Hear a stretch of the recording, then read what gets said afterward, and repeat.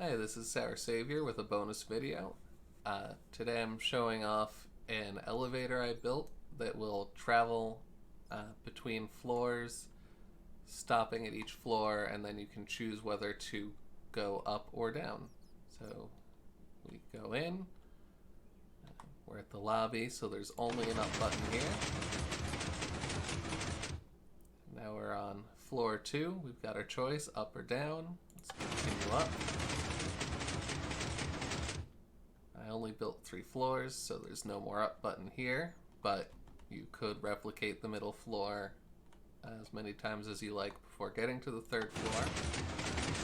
Go down here, go back up,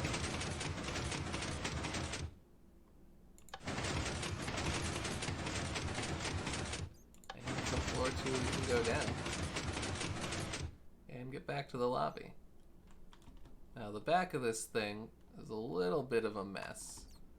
As you can see, I've got the pretty basic flying machine elevator here that just the part that you ride in is stuck to it and slides right up the back. I arranged my observers that power it to stick out like this to just make it easier to trigger them.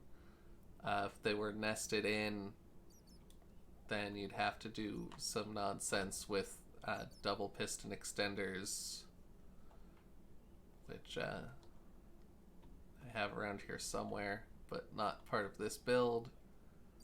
And then the big thing to have it go up and down is I've arranged so that these slime blocks that stick out on the sides touch this movable block at exactly the point that the elevator needs to stop. You've got to do it on both sides, or else sometimes the elevator will stop split in half, separated by a block. And then I use sticky pistons that pull these aside after the elevator is sent where it's going to go. So if I hit down, then they retract just long enough for the elevator to get move those slime blocks out of range of them. I have the slime block sticking out instead of just sticking it to the main body, because that way I was able to have exactly one block that comes into contact with them, whereas if it was on the main body, there's 2 blocks minimum that would pass by it. And then I've got all this wiring so that if you press the down button, it activates both of the pistons that pull it apart, and then also activates this piston that touches